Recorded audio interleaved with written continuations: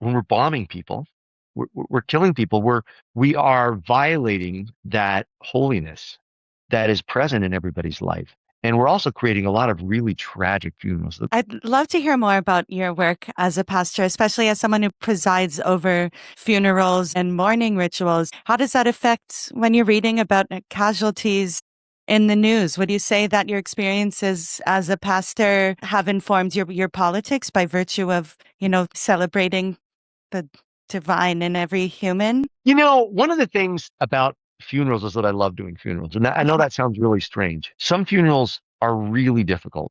Some funerals, there's been a great tragedy. And at some funerals, there's just a lot of, despite the tears, there's a great deal of happiness. Grandma lived to be 95 and she had a great life and she died happy.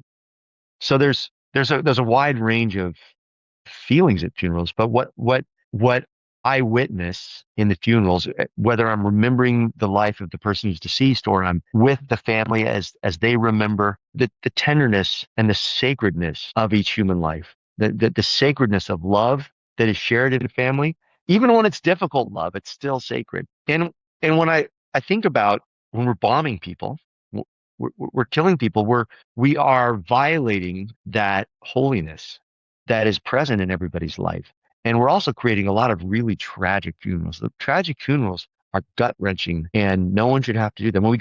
I have done funerals for children on a couple of occasions. And Reading. it's devastating. It's important work.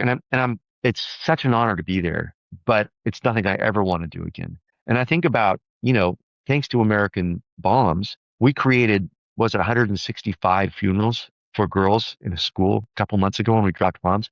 That happens all the time because it is the nature of military violence. Regardless of what any leader says, it is the nature of military violence to inflict pain on civilians. That always happens. There's no getting around it. Our weapons are designed to create as much destruction as possible, and we are destroying civilians. And we've been doing this certainly since World War II, probably before that. Well, I'm sure it was before that. I mean, even going back to when wars meant people facing off with, bows and arrows and swords and lances and stuff on a field of battle, the two armies would fight each other, and the victorious army would go by to nearby towns and often create great tragedy and violence on civilians in the town. So, sexual violence, slaughtering people, pillaging. That was always part of war. And it's part of what makes war so horrific and why I, as a person of faith, and I hope as a decent human being, can't support it.